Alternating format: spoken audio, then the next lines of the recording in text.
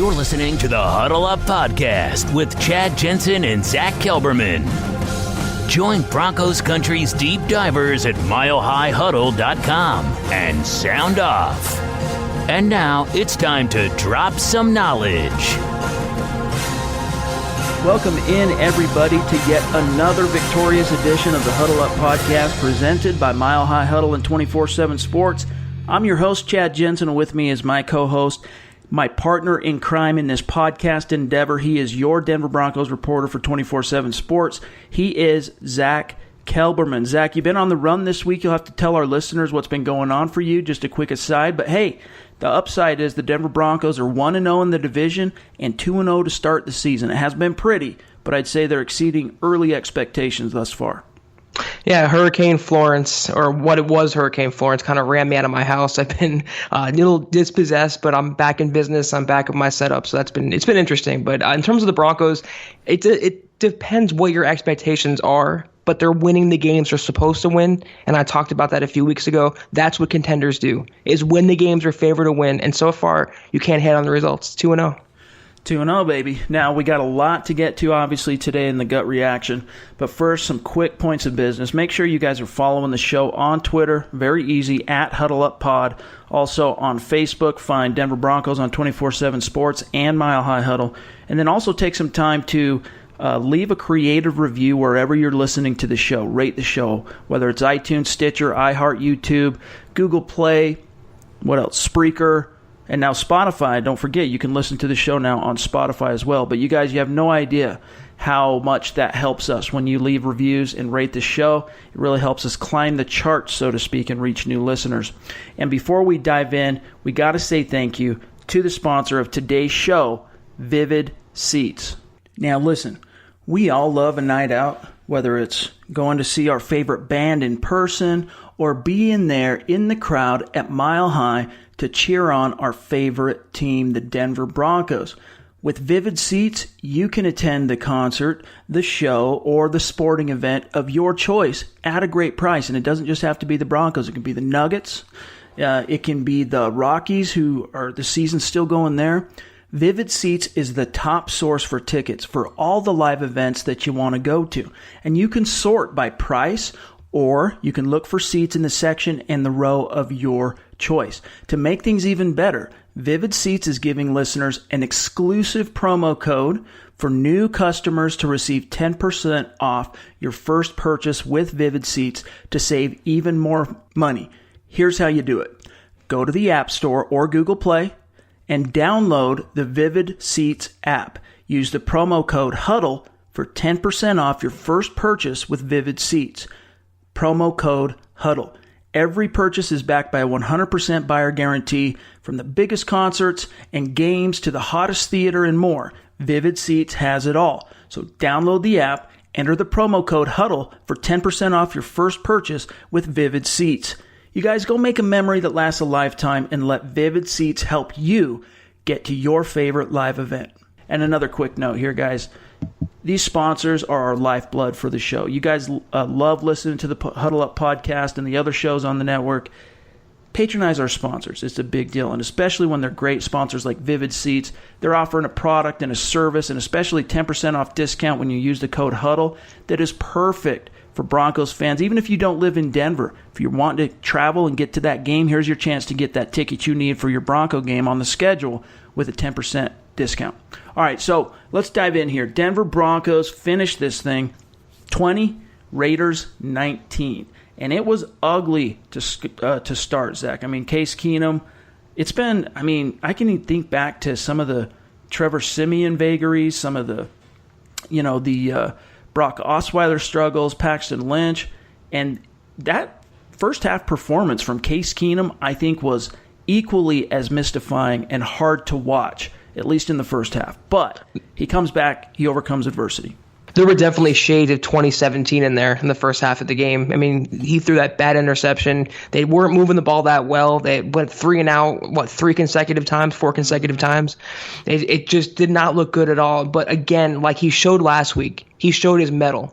And we argue with a fan on Twitter over what metal is for a quarterback. But this is what he brings to the table. It's not pretty. It's not going to always be flashy. It's not going to be on, SC top 10 every night, but he's going to get it done. And they're paying him that money to get wins. And so far, he's provided 2 fourth-quarter comebacks, and he really overcame it. He had that fourth down touchdown at the end of the game where he snuck it in. Yep. And he not only identified what they should do on that play. It was a great call by Bill Musgrave. He identified the hole in the middle of that defensive line, and he snuck right through it. It's little things like that you can't teach. And it's little things like that the Broncos have really, really lacked last couple of years. Yeah, it's a better late than never type of thing with Case Keenum. And I think before fans start knee-jerking too hard on Keenum's struggles in the first half against the Raiders and now being out of whack with his touchdown to interception ratio, being at 3 touchdowns thrown and 4 interceptions, I think it's still important to keep into perspective the fact that Keenum is, even though he's a veteran, he's in a new city, he's settling in with a new offense and new receivers. It's still brand new for him. So the fact that when he stumbles, when things don't go exactly according to plan and he has a difficult time getting into a groove and establishing a rhythm, he doesn't allow himself to go into a shell. He finds a way to dig himself out of the hole. Now, some of that has to do with just the fact that, he's been in the league as long as he has. He's experienced the ups, he's experienced the downs, but also a lot of that is, due to Case Keenum, the individual, his own mental makeup and his own kind of emotional mettle, if you will. He's a competitor. He doesn't take things lying down, and it might not always be pretty, but he's going to find a way to get things done. What I don't like is throwing interceptions in the red zone. Like, I can even live with first half struggles. You make your adjustments at halftime. You come back in the second half firing on all cylinders, putting up 20 points like Keenum and the Broncos did. What I don't like, Zach, was that red zone interception, especially at it's early in the game, but it's a critical moment because you're down by just 6 points in that moment. And you'd gone, as you talked about, 3 consecutive 3-and-outs. You're finally moving the ball a little bit thanks to Phillip Lindsay, who we're going to talk about here in a minute. And then you just make a bad read and an even worse throw. So you hate to see that. You hope that going into the third week, it's going to be his first test going on the road, that he can start ironing out some of those kinks. But you got to love the way this guy responded. I do, and it's kind of, it's concerning to a point because he threw only 7 picks last year. The whole season with the Vikings, he's already up to 4. So on that pace, he's really not what the Broncos paid for, but they paid for victories, like I said, and he's responding so far. That interception that he threw, yeah, it was a bad read and a worse throw. He had no business making that throw. It was double coverage. It wasn't going to be completed, and the worst case scenario did unfold. But, in the end, he did enough to lead them to victory, and that's what matters. That's what matters. And he kept his guys believing. He kept his guys in the moment. That's one thing that I love because, we can compare how atrocious that first half was from Keenum with some of the quarterback vagaries of the very recent past, thinking back to 2017. But one thing that neither Simeon, Osweiler, nor Lynch could have done was battle back from such a hole because, as we saw in years past, the last 2 years, when things went sideways for these quarterbacks the Broncos had, that was it. That was curtains. I mean, with very few exceptions, they'd go into a hole, they'd go into that shell, and a lot of that is just having self-confidence. But from a leadership perspective, Keenum was able to keep his guys focused in the moment, believing, working together, and in the end, it allowed them to turn that corner, so to speak, and establish some momentum, put some points on the board. And by the way, that drive to open up the third quarter, that was manna from heaven. The Broncos absolutely had to respond and come back and put some points on the board coming out of that 12-0, I should say, halftime hole. But I just love Keenum's ability as a leader. He's got his guys believing, even if it isn't always pretty. Yeah, I put a lot of blame also, partially on Bill Musgrave in the first half because he was playing a little conservatively with his play calls. He didn't really open up the playbook that much to my liking, and it didn't take advantage of the Broncos' strengths, which is Emmanuel Sanders. He had no catches in the first half. Yeah. He came out at halftime. Vance Joseph told him, be more aggressive, take more chances. He opens the second half with a 21-yard pass to Emmanuel Sanders. They drive down the field, get a touchdown. Like you said, a huge, huge answer, and that's what you want to see. You want to see them come back from adversity, answer the bell when it's ringing, and put points on the board. And the thing about Keenum is on a number of occasions this offseason, after signing his contract, after finally becoming a starting quarterback in the NFL, he didn't want the job to be given to him. He wanted to show and prove his leadership, prove he's worthy of the money, prove he belongs. He wanted to, ingratiate himself to his teammates and not just be given the job because he was the big free agent prize. And he's done that. He's been the leader. He's been the one stepping up, commanding the huddle. You saw it on that the first down scramble he had on that touchdown drive. Mm-hmm. He got up and he was fired up. He rallies his teammates around him, and that's what you want to see from a true franchise quarterback. That's something that Trevor Siemian never did, Paxton Lynch for sure never did, and you never saw from Brock Osweiler. So it's definitely encouraging. You need that galvanizer at quarterback. It can't be from your running back like C.J. Anderson's had to be the last couple of years. It can't even be from your wide receiver like the Broncos fooled themselves into thinking Demaryius Thomas could be as a team captain. It has that ability to galvanize, that ability to light a fire underneath guys. It has to come offensively from the quarterback. So it's good to see that the Broncos finally have a signal caller that has the wherewithal to be able to do that. And one of the reasons Keenum was able to battle back was the Broncos' offensive line. Now, this wasn't as consistently a good performance across the board as it was in Week 1, but if you look at some of the metrics here. Now, again, Zach and I have both only had a chance. We're recording this almost directly after the game. We've only had a chance to watch this thing once, but the Broncos' offensive line paved the way for 168 rushing yards, and Case Keenum was only sacked one time. And even if you think back to the times in which Keenum was pressured, very rarely that I can think of off the top of my head upon first viewing was that some kind of quick pressure out of the gate where a guy got beat. There were one or two instances of that. But most of the time when Keenum was feeling pressure late in the game, it was either due to blitz or it was due to him just holding on to the ball because the Raiders' zone coverage was just doing a number on the Broncos. He was just holding on to the ball for a long time, and that's where that pressure was able to start getting to him a little bit in the second half. But still, the Broncos O-line, minus a couple of head-scratching penalties like the Paradis penalty, and then Bowles, he finally came through with a penalty late. Unfortunately, was in the clutch. Thankfully, the Broncos were able to battle back. But still, overall, even though losing Jared Veldheer to a concussion, that's concerning considering his injury history. But still, overall, I think this Broncos offensive line has been a massive upgrade over the last few seasons. Yeah, Broncos fans probably aren't going to like me this episode because a lot of times I'm going to be playing the devil's advocate. And let me just say, the Raiders' pass rush is not very scary. Without Khalil Mack, they're nothing. And they were gassed by the fourth quarter. They had Clinton McDonald on the field, the former Bronco, Jonathan Hankins, who they just signed. They didn't have a very imposing pass rush. So I'm not surprised that the O-line stepped up and handled their business.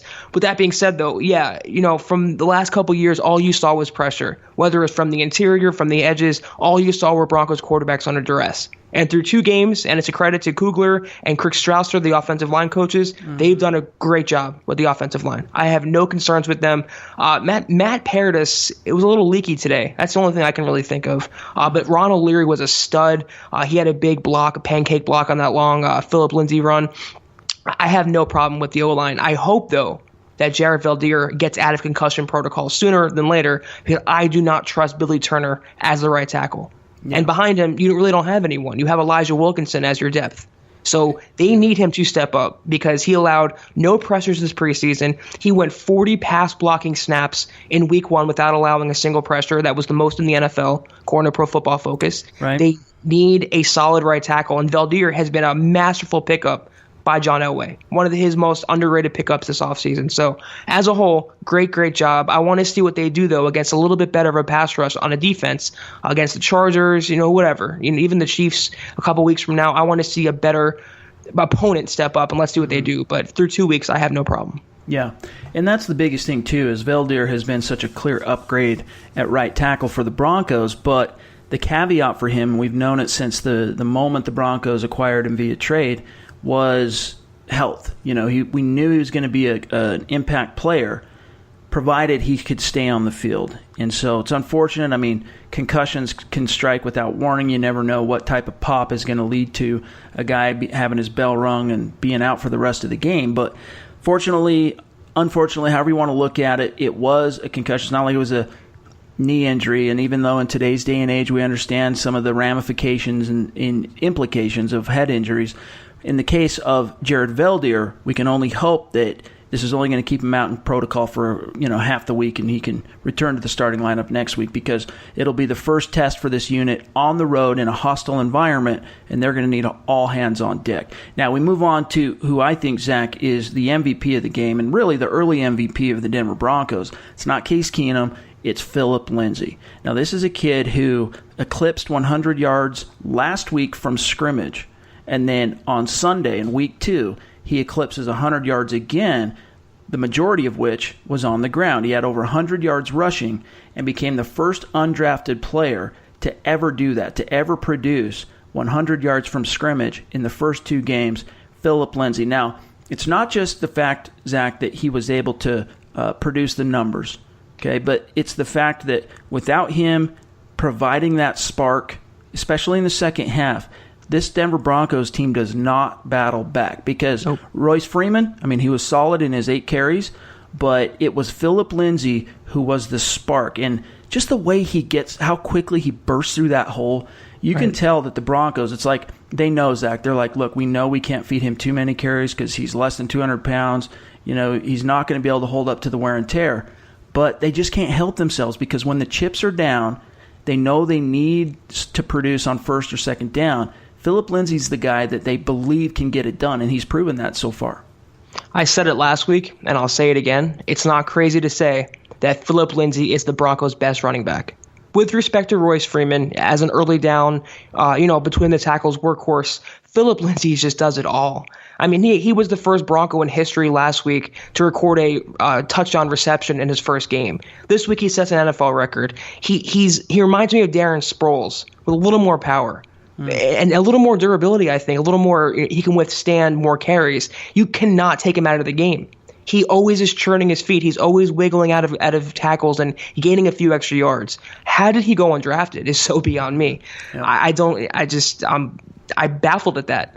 The Broncos are very fortunate that they scooped him up when they did, because his talent was evident in Colorado, and it's becoming evident in the NFL. And I think he is the Broncos' best option. And, Royce Freeman, I think his draft status will make him the starter by name and title only, but they're not going to be able to take Phillip Lindsay off the field at all. Well, just look at it. It's 2 weeks in a row that he has led the running back stable in overall touches. And that tells you everything really that you need to know. Nominally, I don't think it's going to change that Royce Freeman is going to remain the starting running back or the number 1 running back on the depth chart. But in the hearts and minds of that coaching staff, we know who is the emotional leader in that stable, especially when the chips go down. It's going to go to Phillip Lindsay. They need to get something cooking. It's going to go to Phillip Lindsay. You need a big play in the second half or in the fourth quarter. It's going to go to Phillip Lindsay. Now, Royce Freeman, to his credit, he had some very productive moments, especially on the goal line. And then also in that play late in the game where he was able to stiff arm Bruce Irvin and pick up some positive yards. Right. But Phillip Lindsay, you're right. It's an indictment overall on all 32 NFL scouting departments. And really, the Broncos got lucky because Lindsay grew up in their own backyard, a Broncos fan. Yeah, and a fan of Terrell Davis, and now he's wearing his number. It's just a great sight to see for Broncos fans and the Broncos team itself. I don't know how the Broncos didn't put a grade on him at all, even a 6th or 7th rounder. But 31 other teams also had the same opinion, and it's just John Elway is the best GM in the NFL in finding those undrafted guys. He just does it year after year after year. So my hat off to him. Yep, Elway has proven himself to be one of, if not the best, at late round guys that turn into not just starters, but Pro Bowl caliber players. And then the undrafted ranks, to find guys like C.J. Anderson, Chris Harris, Phillip Lindsay now, it's definitely a feather in his cap. But let's talk real quick about Royce Freeman. He wasn't exactly chopped liver. He got himself his first official touchdown as a pro. And, kind of served as the thunder to Lindsay's lightning. What were your thoughts on Royce Freeman in week 2? I think he's good for what his role is, and that's that early down, like I said, that early down between the tackles workhorse, the C.J. Anderson role. I don't think he's a 30 touch a game, former Adrian Peterson type where you can just feed him the ball constantly. He doesn't have much value in pass blocking and pass receptions, that kind of thing. Right. That's why they kept Devontae Booker. That's why they have Phillip Lindsay. But I have no problem with Royce Freeman. I think he does what his role is, and he responds when his number's called. That's all you can really ask of him. He moves the chains, he wears down the defense, and he closes games out with his tough running ability. So you really can't hate on that. One thing I really like about Royce Freeman thus far, if you're looking for any kind of silver lining with, the undrafted rookie is outshining the third-round pick, what you got to hang your hat on at this point is the fact that Royce Freeman still shows that penchant to not go down on first contact. So give him more time to get into his groove, give him more time, give the team more time to kind of figure out how they're going to balance the touches between Lindsay and Freeman, and I think you're going to continue to see Royce Freeman shine. But, the guy really who is the GOAT of this game has to be Demaryius Thomas. Now, we're going to get to step your game up later, obviously, in the show. That's coming. But Demaryius deserves some time, a topic all on his own here, because he finished as the highest targeted player on the team with 11 targets, but he hauled in only 5 of them for 18 yards. 5 receptions totaled only 18 yards, and he should have had at least 8 receptions because he had 3 drops, and the dagger, what could have been the dagger, I should say, was that one on the final drive Denver had where he just, it wasn't a perfect pass. It was slightly behind him, but it's gotta not catch like it. He didn't even have a guy like draped on him. Like, that has to be a catch. Yeah, there has to be some sort of consequence that we can look at that should maybe consider the Broncos moving more toward Courtland Sutton, moving more toward Deshaun Hamilton, maybe even Tim Patrick, who, for my money, was better than Demaryius Thomas in this game. Yep. It's not a 1 or 2 game thing with DT. It's every season he does this. And he's been a meme for his drop passes. You have no excuse as the highest paid Broncos receiver, over $12 million cap number, to be coming up with multiple drops per game. There's just no reason for it. Yeah. Well, I would agree with you that it's not like this is some kind of a new trend, but where I would say it's changed this year is it seems to be even worse. Like, we're used to that one doe moment, right, where you're like, dang it, DT, how could you drop that?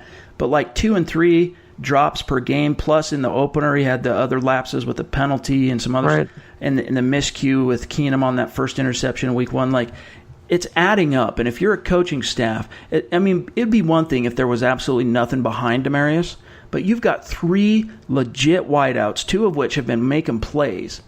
And at a certain point, just for credibility in the room, there has to be some kind of corresponding consequence to DT, the dereliction of duty. And, that's a good segue into Courtland Sutton, because I wrote about this after the game in the 5 Things We Learned. This is a kid who is just this close. This close to breaking games wide open. He had 6 targets and unfortunately was only able to haul in 1 of them for 9 yards. But he had what could have been 2 massive plays in which he made really tough catches that just went against him. One was a deep play down the left sideline in which he was ruled out. Vance Joseph challenged, lost the challenge. Or did he challenge? No, he challenged the one in the end zone. The touchdown, The touchdown, which, in college... It was a touchdown. College, that would have been a touchdown, Courtland, but in the NFL, you got to get 2 feet in. So I think you keep giving him a little bit more time, let the game slow down just a little bit more, and those plays that he's kind of walked the razor's edge and then been on the losing end, they're going to come up. He's going to come up big for his team. You didn't think that was a touchdown? I thought he was in.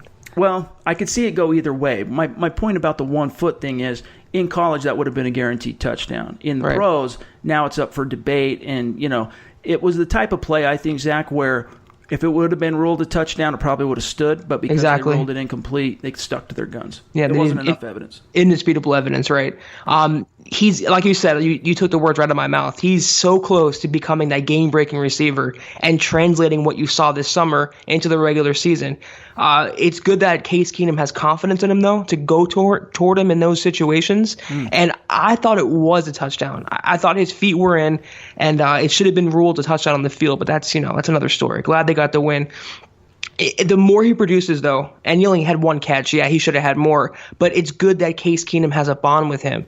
And it won't be long at this rate between him succeeding and DT kind of regressing that they further the passing of the torch sooner than later, and they move more toward Courtland Sutton and away from Demaryius Thomas. My one bone to pick with Courtland Sutton is you go back and watch that final drive. Broncos don't have any timeouts, and I don't know if this is a coaching issue, not getting him prepared, or just Sutton lacking situational awareness, but he was dragging ass on those final possessions. Right. Didn't know where to line up, and some of that's on Keenum. Keenum's got to be able to kind of direct traffic and get guys moving quicker. But he was, especially in that. Let's see, it was the Tim Patrick catch in that snap leading up to it. They're going through the motions, and he's just like lagging, dude. Yeah, he was walking around. Yeah, you don't have any timeouts left, dude. You got to have some better situational awareness. This isn't college where, you got timeout or the clock stops every, in college, the clock's stopping all the time. This isn't college. He's got to be a little bit smarter that way. It's a young wide receiver thing, because on that Tim Patrick catch, he was running in the middle of the field. They had no timeouts left. If he would have been tackled, they might not have got off the field goal. So it's situational awareness all around, and that leads me to believe it's coaching. And I know I harp on it a lot, but they have to teach the receivers to get out of bounds or know their proper place, where to line up in those crunch time situations. And credit to Case Keenum. Another thing you didn't see from Trevor Siemian is guiding the offense and rallying his troops and directing them where to go. He was yelling at them on line of scrimmage. He was barking out orders and moving him around. So yeah, Courtland Sutton, it's a tough transition. Like, let's not forget, he was a safety in college when he got to SMU. Yep. So he's still becoming a wide receiver. And with all those different, it's not just a physical thing. It's all those different mental capacities that he has to learn too. So if that's the biggest bone to pick, though, that he was kind of dragging, he's in pretty good shape. What were your thoughts? We've touched a little bit on it, but what were your thoughts on Emmanuel Sanders' performance in week 2? He looked good. I wish they would have targeted him more. I wish they would have thrown more passes his way, but he got it going in the second half. He had that big 20-yarder to open up the third quarter. He almost had 100 yards. What, he had 4 for 96? It's a pretty good game. He had 100 last week, so he's already on pace to shatter what he did last year, and he's still a preferred target for Case Keenum. I have no problem with him. As soon as DT learns how to catch passes again, this receiving core is going to be really good. Yeah, that's a sad state of where things are at right now with Demaryius Thomas. But yeah, it's just an indictment. That new wide receivers coach, Zach Azzani, he's just got to jump him. There's got to be some kind of corresponding consequence to 2 games in a row, and especially in the clutch. So I think we've talked enough about Demaryius Thomas, but something's got to change. We still got a lot to get to in terms of reacting to what we saw, mostly in disappointing fashion from this Broncos defense. But first, we got to say thank you to sponsor today's show, MyBookie. Ever since I started this podcast, people are always asking me for advice. I get it. Usually it's, what team is going to win? Are the Broncos going to win? The truth is, I don't know who's going to win each and every week. I don't have a crystal ball. But if you think you know, you got to check out MyBookie. Remember, who you're betting on is just as important as who you're betting with. That's why I always tell people to bet with MyBookie. And trust me, guys, they are your best bet this season. They've been in business for years. They have great reviews online, and their mobile site is easy to use. Now, you got to keep in mind, I would only recommend such a service to my listeners that's been good to me, and that's why I'm urging you to make your way to MyBookie. You win, they pay. They have in-game live betting. They have over-unders on fantasy points scored, and the most rewarding player perks in the business. Now, MyBookie is slammed with new bettors, but they want to give everyone the best service possible. If you're willing to deposit after 7 p.m. Eastern Time, they're going to give you an additional $25 free play on deposits over $100. So join now, and MyBookie will match your deposit dollar for dollar, 100% up to $1,000. Use promo code HUDDLE to activate the offer. Visit MyBookie online today. That's MyBookie, MyBookie, and don't forget to use the promo code HUDDLE when creating your account to claim up to $1,000 in free play. And again, if you're willing to hold out till 7 p.m., you get that extra $25 free by using promo code HUDDLE, but add 25 to the end. So it would be HUDDLE 25 to get that extra $25. It's up to you guys, but I'd wait until after dinner take the extra money. With my bookie, you play, you win, you get paid. All right, so we got to talk about this defense, Zach, because, if you were just a box score scout and you're going back and you're looking at the numbers, it looks like the Broncos defense held their own pretty well. And you could argue that they did. They're the ones that came out on top. But if you look at some of these stats, and here's where it gets misleading, because, you look at Oakland only totaled 373 yards of total offense. That's not a ton. That's not a massive indictment on Joe Woods and the squad. The problem is those yards, majority of them came on first and second down, and they were just chewing it up. They had 21 first downs in this game. And just overall, this was a defense that just could not get into a groove. You had Derek Carr completely at ease, it felt like, throughout the entire game. I would kind of categorize it as a milquetoast performance from this Broncos defense. But before we dive into some of the specifics, off the top, what were some of your immediate takeaways? Well, I like what they did in run defense, for one. They mostly held Marshawn Lynch in check. I thought Domata Peko had a great game, making intense penetration. He was probably my defensive MVP for this game. I thought Oakland did a pretty good job containing Von Miller, actually. It's not easy to stop him, and they chipped him a lot. They double-teamed him a lot. Yeah. Von had that one strip sack that should have been a strip sack if not for holding on Todd Davis. I like what they did in run defense, but that secondary still scares me. The cornerbacks and the safeties going up against receivers and tight ends, it scared me. And they're still very leaky. And I think the no-fly zone is not anymore. I think it's time to bury that nickname because teams are flying all over them. Right. Derek Carr had, 2 incompletions? 2 or 3?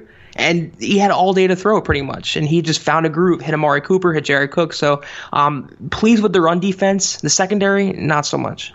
Yeah, Carr went 29 of 32 for 288 yards, 1 touchdown, finished with a rating of 114.6, was sacked only once. Now, of course, that doesn't count the Von Miller strip sack that was wiped off the board due to a defensive holding penalty.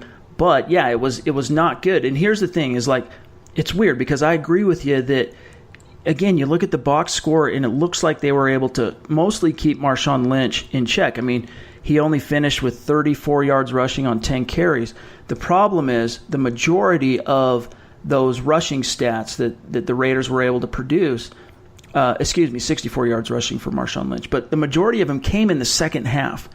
And that's where you saw the Raiders, Case Keenum comes back on that first possession in the third quarter, marches down, scores. And then Derek Carr in that offense just kept finding a way to answer. And the thing that's funny about it is that going into this, and I was buying into it, I'll be honest with you. I heard it from other outside analysts. Our own Eric Trickle went and charted the Rams-Raiders game in Week 1, came away ultimately unimpressed with John Gruden, called them basically predictable, running an outdated offense. So I kind of went into this with that feeling on the back of my neck that people were sleeping on the Raiders, but still I was kind of expecting to see some issues with that Raiders offense. They look to me to be completely in command, completely in control. Derek Carr was comfortable the whole time. The Broncos just failed to rise to the occasion. If you look at the Raiders on third down, they were only 3 for 10, so that's a plus for the Broncos. 0 for 1 on fourth down. In the red zone, they were 1 for 2, 50 yards, goal to go, or 50%. But the problem is the majority of those yards came in the second half when your offense was finally battling back. You expected some of that momentum that Keenum wrestled back and wrestled away from the Raiders for the Broncos defense to be able to channel some of that into their own performance, but they just couldn't do it. Derek Carr gets a lot of hate for whatever reason, and I think he's a pretty good quarterback. That's just my opinion. And he has a lot of weapons around him. He has Amari Cooper, he has Jordy Nelson, Martavis Bryant, Jared Cook, Marshawn Lynch. That's a pretty formidable group of offensive weapons. So, as much as the Broncos defense allowed yards and they could have been better, you're facing a pretty good opponent. And sometimes they make plays, and they get paid too. So that's my opinion on that the Broncos defense played okay, and the Raiders offense played good. Both those things can be true at the same time. It's not one or the other. So the secondary, for me, I just can't get over that fact that I don't know what happened to them. Even with the Aqib Talib last year, it started to go downhill. But this year, it's just falling off a cliff. And they can't defend wide receivers. They had some breakdowns last week. Amari Cooper went off today. He did nothing last week. Yeah. And still allowed Jared Cook to have a few catches there. So they got to get that secondary in order because it's going to hurt them later in the year. Yeah. Now, I haven't listened to the post-game stuff from Coach Joseph, but I'm sure we're going to hear throughout the week stuff about, we're still working on the back-end communication.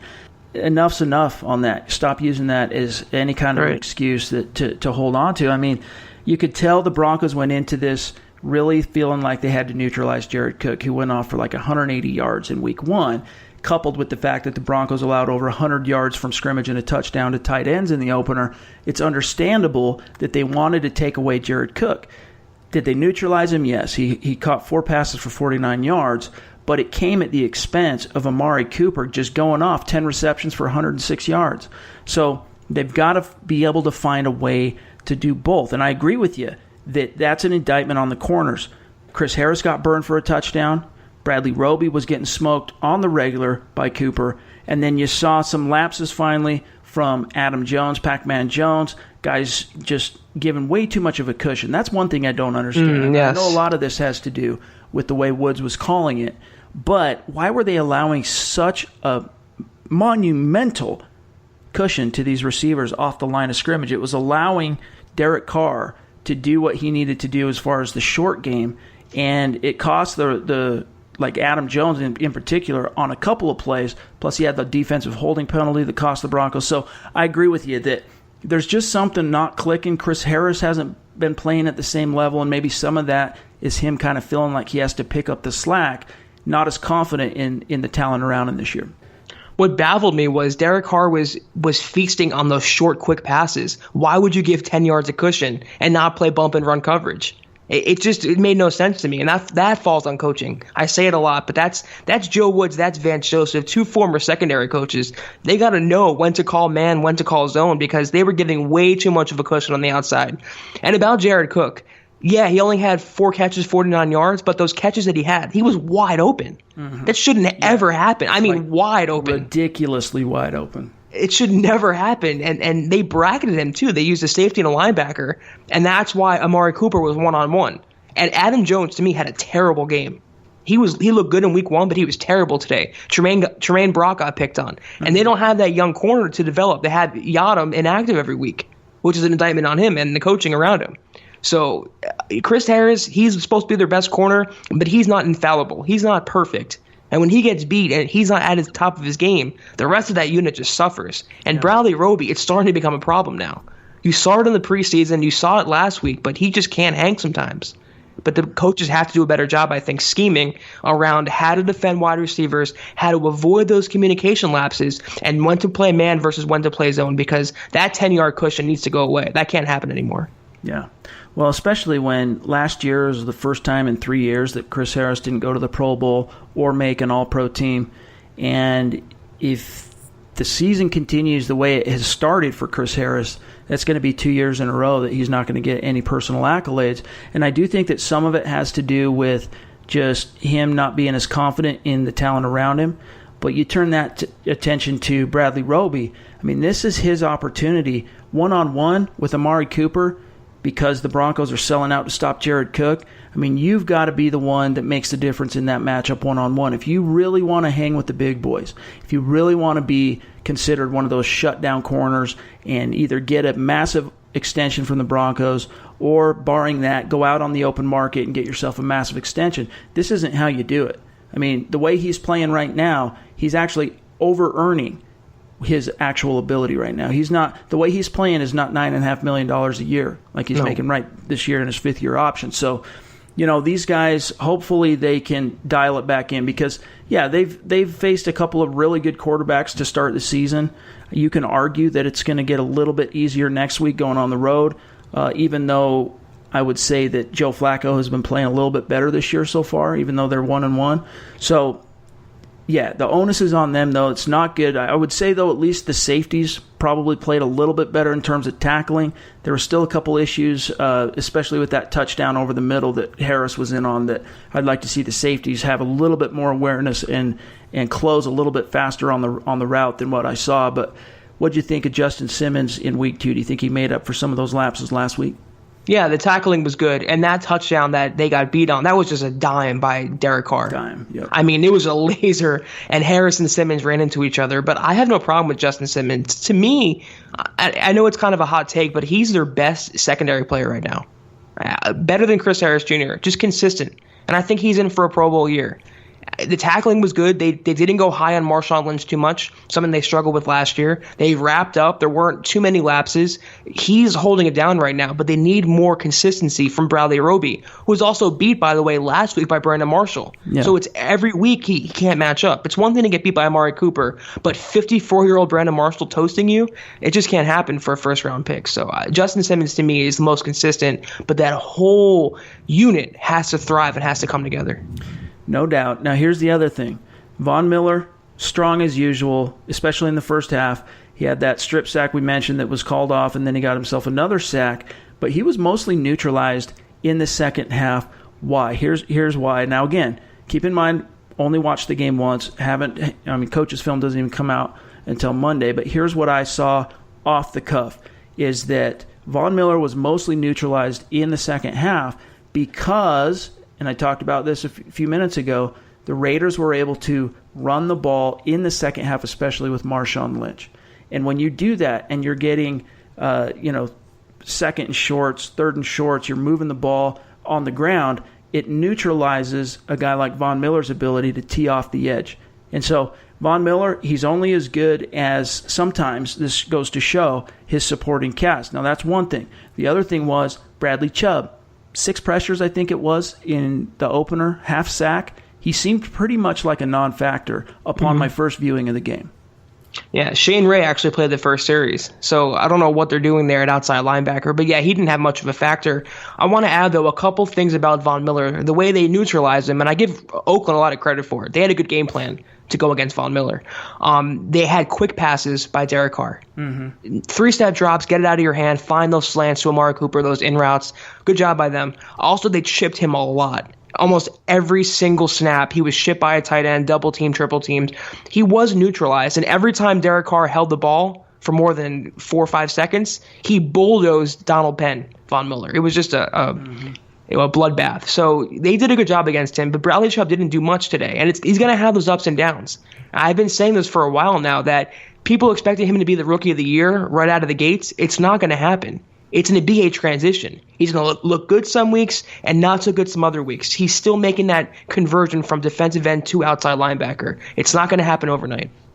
Yeah, and that's fair, and I do agree that at a certain point we need to temper expectations, but I got to be honest with you, I expected more from Chubb, especially with that juicy matchup of going against Colton Miller, the rookie left tackle. Now, granted, Miller was the first tackle taken off the board in the draft this year. The Raiders were phenomenally high on him.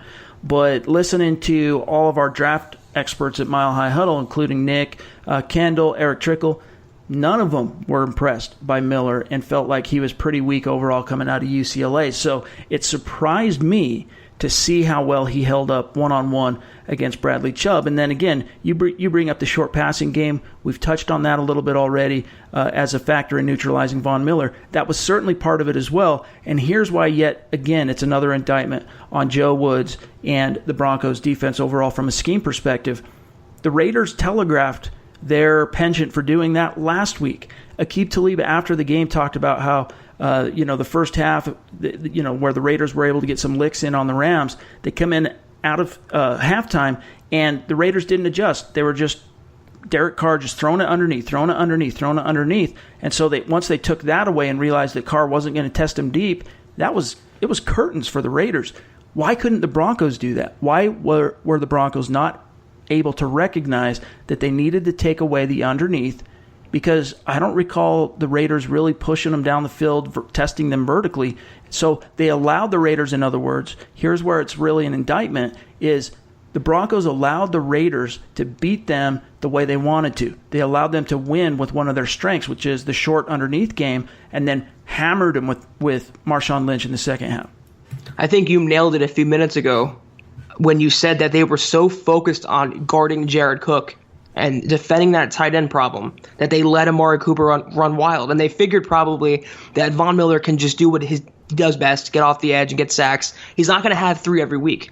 People thought he was going to get 30, 40 sacks this year. It's not going to happen. That was just a great game by him, but sometimes you're not going to get those sacks, and they had a good game plan for him. So it is an indictment on the coaching, and they have to figure out that players play and coaches coach. Vance loves to say that all the time. That's right. But the coaches have to start coaching now. It falls on both sides. So they have to get everything cohesive. They can't just have 1 week where they stop the run, 1 week where they stop the pass, 1 week where they get sacks, another week where they don't.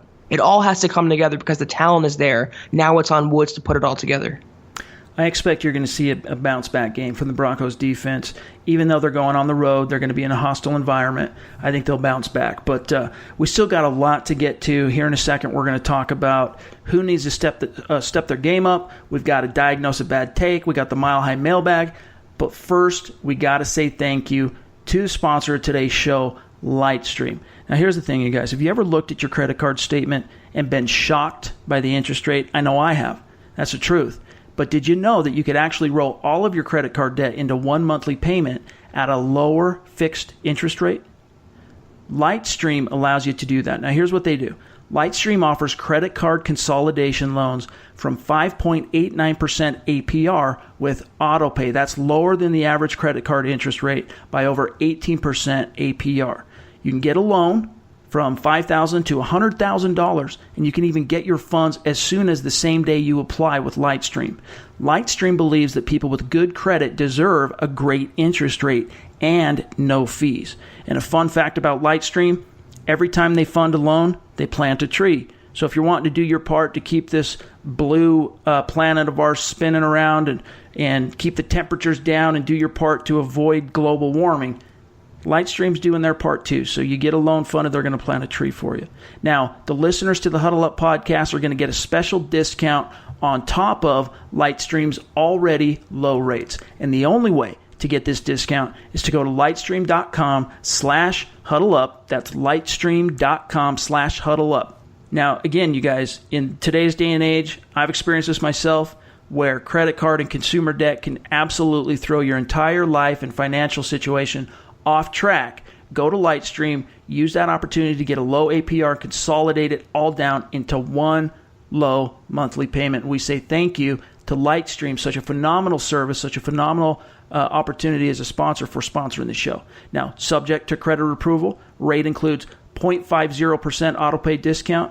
Terms and conditions apply, and offers are subject to change without notice. Again, visit lightstream.com/huddleup for more information.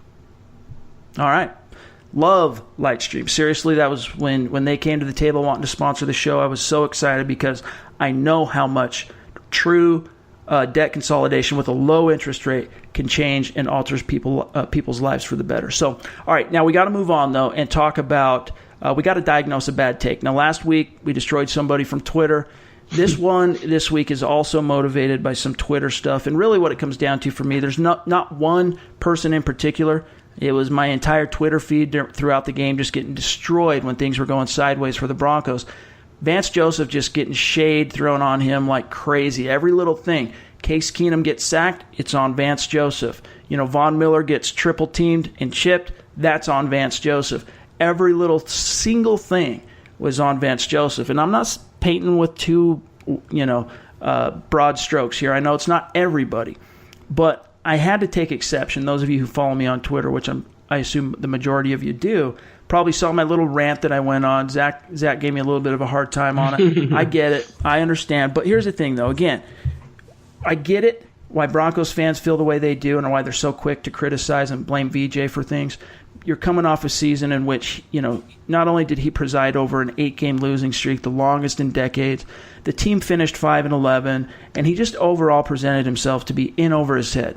But the Broncos decided to keep him. John Elway, after sleeping on it, and I get it, he did have to sleep on it, but he ultimately decided to hold on to him, show some faith in him, give him another opportunity. And I'll be honest with you, up to this point, Zach, VJ in 2018 has done very little to make me doubt Elway's decision to hold on to him. And now, what I'm getting at the end of the day is throw the shade on VJ when he ultimately deserves the shade.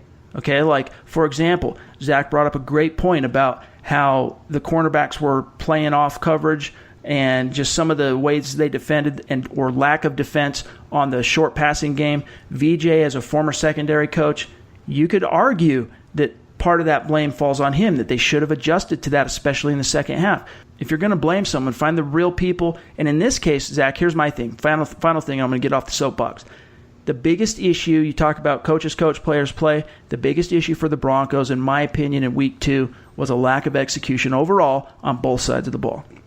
Here's my thing about Vance Joseph. I'm not his biggest fan. Anyone who follows me on Twitter, watch my Facebook Live, listen to the podcast, they would know I'm not a VJ fan. But, credit where credit's due. And I think you hit the nail on the head when you said, hate him when it's warranted. Don't blindly go around bashing him for every decision, because not everything does fall on him. When he says players play and coaches coach, it's true. Players are responsible for their part and coaches are responsible for their part.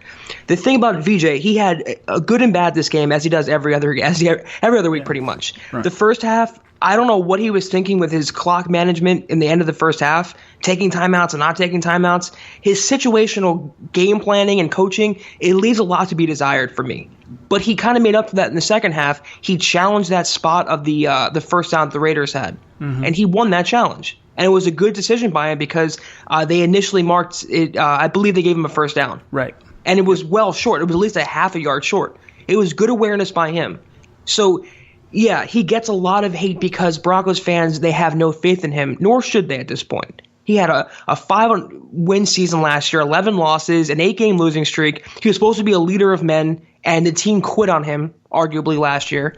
And then he just does not inspire any confidence. He looks confused sometimes. He has that deer in the headlights look. But he is showing incremental growth.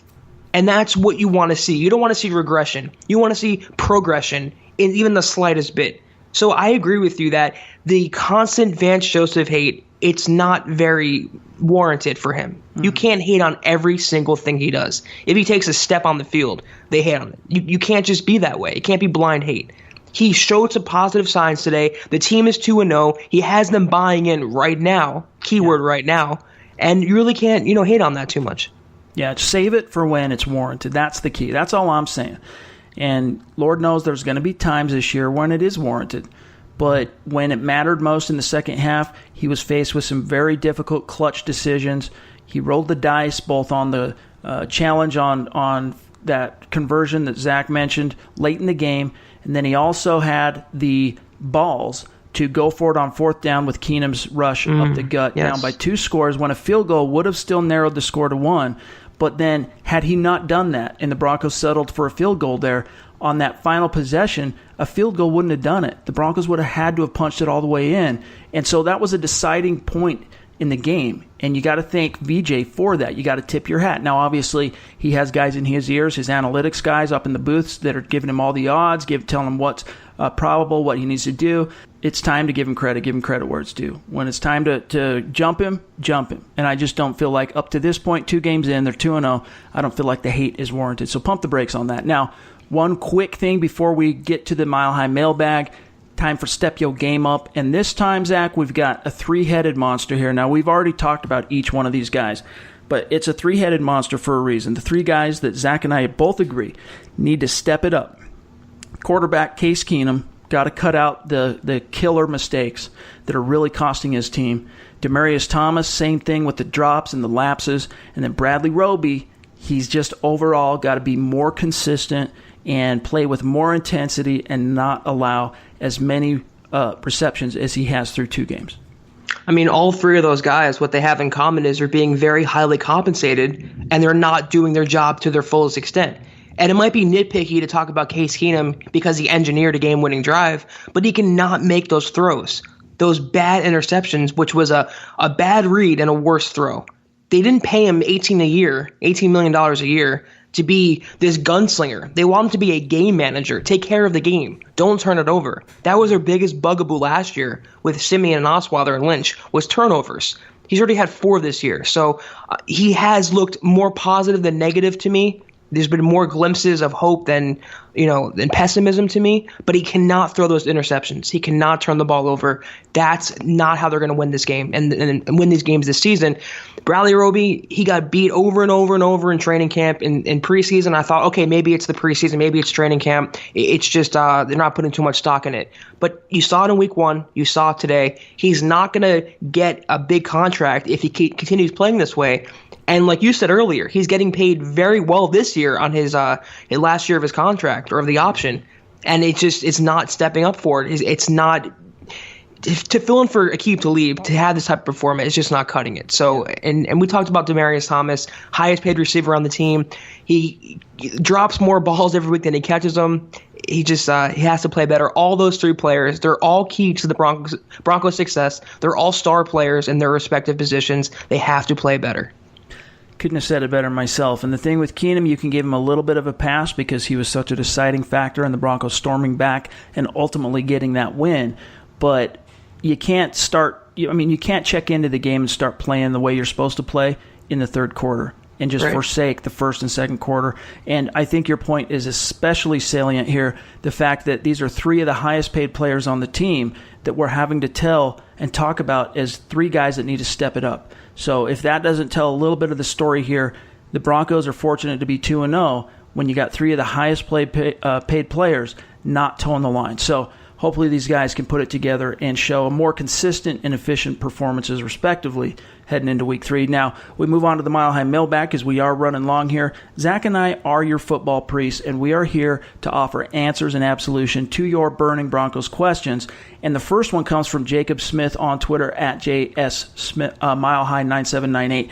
Now, we've touched on this quite a bit, but Jacob's question, in fairness, is it me, or is there no excuse for the Broncos to not be prepared for a quick strike passing game? This defense is predicated on getting a pass rush, have to be prepared. Now, before I serve this up to you, the one thing we did not talk about, Zach, is in Joe Woods' one presser this past week leading up to the game. Even the media brought that up. The fact that Derek Carr seemed to be so comfortable and bullheaded sticking to this short passing game in week 1. And Joe Woods was like, yeah, well, here's what you do to neutralize that. You get after the passer, so the guys up front have to be able to put pressure, and then the corners have to play tight coverage in man. And we do both of those things really, really well. So what the heck happened? It falls on coaching. And I hate to keep, driving that point home, but it does. And if they want pressure, why deactivate DeMarcus Walker? I just don't understand that. You can allow the players to only do so much. You can only put too much pressure on them. You have to scheme better also. To play 10 yards off the wide receivers, to not focus on, guarding Amari Cooper, to not coach up your defensive backs better, and to not have your rookie third-round pick active for a game, Isaac Yiadom, it falls on coaching. So there is no excuse, Jacob. I agree with your point that it's predicated on the pass rush. They have to be prepared, and the players can only handle so much. It also falls on the coaching to put them in the best possible position to succeed. Yeah. On 2nd and 4 and 3rd and 3, you can't be playing 10 yards off coverage. You just can't do it. So absolutely, it's a gut check time for Joe Woods. Gotta step it up as well.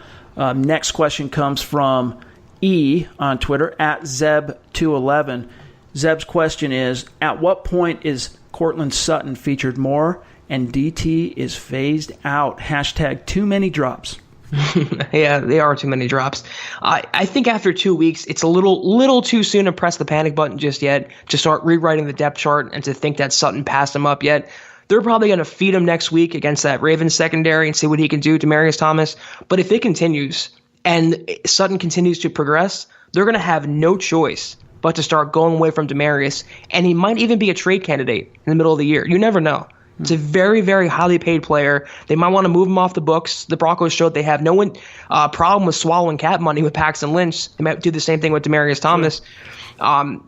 He's still going to be an integral part of the passing game. He's still a big body. He's still your homegrown Broncos star, but he cannot continue to exceed playing time if he can't catch the ball. It's literally his job is to catch passes. And if he can't do that, the next person in line who shows capable of doing that, Cortland Sutton, should get that responsibility. Yeah, and the only reason it probably won't happen by week 3, I wouldn't even say it has anything to do with Thomas's storied history as a Bronco. What I would say is the only reason you're not going to see Cortland Sutton playing more in place of Demaryius Thomas in Week 3 is because, as we talked about on the show today, Sutton he hasn't quite been able to put it all together, but he's so close. He is close. And the second he is able to take it over the line, I think you're going to see Demaryius Thomas, his role in this offense, diminish even further, and especially assuming that, the best predictor of future behavior is past behavior. So assuming that his drop issues are going to continue into the season. Last question, then we're out of here, comes from Dion Hicks on Twitter, at Dion L. Hicks. The question: do you think Philip Lindsay will jump Royce Freeman on the depth chart? My short answer, no. Zach? It's a two-part question. I really do think that Philip Lindsay is the Broncos' best running back from an overall perspective. Big fan of Royce Freeman. Love what he does as a runner on early downs between the tackles. He's that upgraded version of C.J. Anderson. By title alone, he's the number one running back. That's not going to change. They put out their new depth chart a couple days from now. It's going to still have Royce Freeman at the top. But Philip Lindsay by far has surpassed Devontae Booker as a number 2. And I think pound for pound, he is a number 1. So I wouldn't look at the depth chart to be the all-knowing, barometer for success and how their standing in the organization is. All I know is Philip Lindsay and Royce Freeman, that's a hell of a 1-2 combo. That's a great thunder and lightning combo to have. And to get 2 solid rookies and to have production from 2 rookie players speaks volumes about this Broncos draft class. Yeah, again, don't get too hung up on what the depth chart says. I mean, I'd be surprised if that changes this week. What you really have to realize, and the reason my short answer is no, I don't think Lindsay's going to jump Freeman on the actual depth chart. But in the hearts and minds of the coaches, we already have that answer, Dion. We already know the answer to that question, at least today. And that is the Broncos' faith right now is stronger in Philip Lindsay being able to provide a spark than Freeman. So maybe that'll change as the season goes on. I hope it does. And I feel like they're still trying to feel out exactly, balance out the roles of these 2 young guys. But so far it's working for them. I mean, they've been over 100 yards on the ground each of the first 2 weeks. Lindsay's produced 100 yards from scrimmage each of the first 2 weeks. Freeman got himself a touchdown in week 2. So it's working for the Denver Broncos. So don't get too hung up right now about who's on the depth chart. Just be glad that these 2 young rookies, as Zach said, are towing the line and carrying more than their fair share of the water for your Denver Broncos. But that's all the time we got for today, you guys. Your Broncos are 2-0. They're 1-0 in the division. Rejoice. You can find my partner, Zack Kelberman, on Twitter, at Kelberman247, and myself, at Chad and Jensen. Make sure you guys are subscribing no matter where you're listening to the show, because as you saw on Sunday in Week 2, this season is going to be a wild ride. For Zack Kelberman, I'm Chad Jensen. We'll talk to you soon. You've been listening to the Huddle Up Podcast. Join Broncos Country's deep divers at milehighhuddle.com to keep the conversation going.